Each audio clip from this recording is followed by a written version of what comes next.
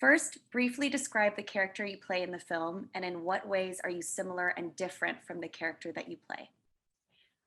The character that I play, Valentina, is a woman of wisdom and age. She's learned a lot living in that ghetto area. She was married to Doc, who used to own the candy store where the Jets hung out. She's now taken over, and she is his widow. She has a great relationship with Tony, our young leading man, Ansel Elgort, and takes care of him. She mothers him. And she has apparently invited him to live downstairs in the basement where all the Coke bottles are and all the prescription drugs and stuff like that. That's part of her. She has enormous dignity, and I said wisdom, and she's very, very different from Anita, folks. This is not Anita. This is a woman who sees a lot and thinks a lot.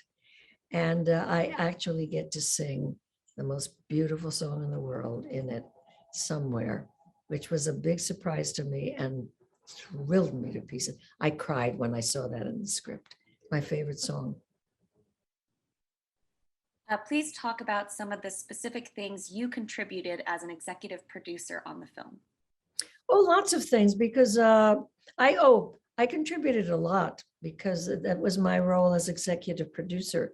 And I think I know that Stephen was doing the very smart thing to get someone who is Hispanic, Latina, and who knows that scene, who knows the struggle. That was very important to him. We talked a great deal about that. And in fact, he was so touched by it that he asked me to tell the kids, both gangs, the actors, what it was like being a young, I hadn't done my documentary at that time.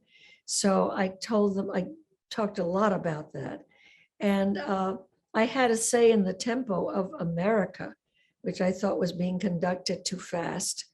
And even though the dancers said, well, we can do it, I said, you can do it this fast, but you're not going to be, you'll be a little bit sloppy because it's too fast.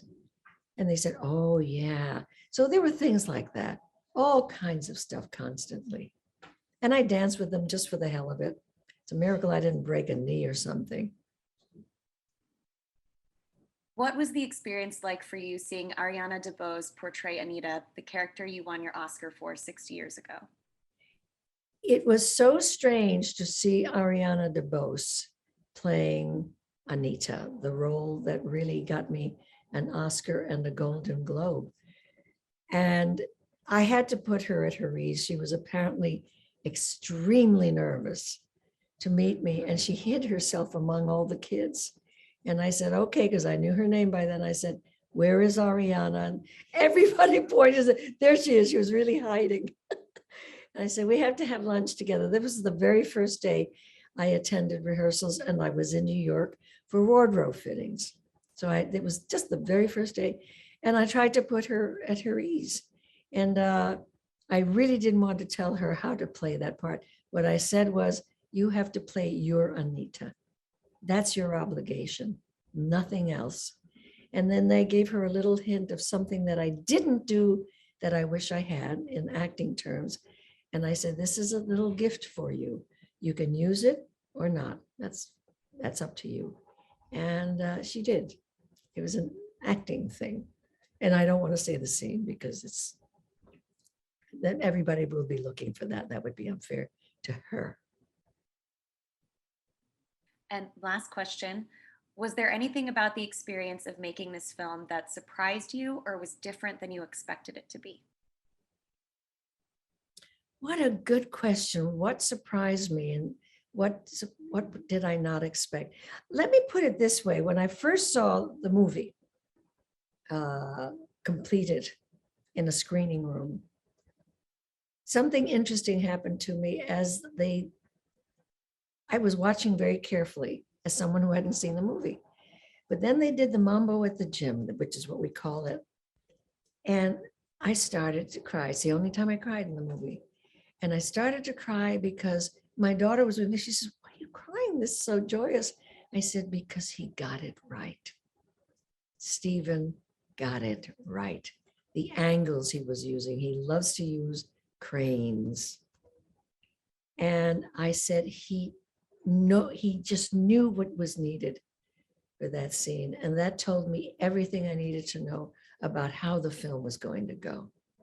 It was sheer bliss. Oh, sheer bliss. With him in the on the floor with his little viewfinder and a little stub of a cigar that he never smoked. And what do you think of this shot, Rita? And I say, oh, Stephen, that's gorgeous. He was like a child.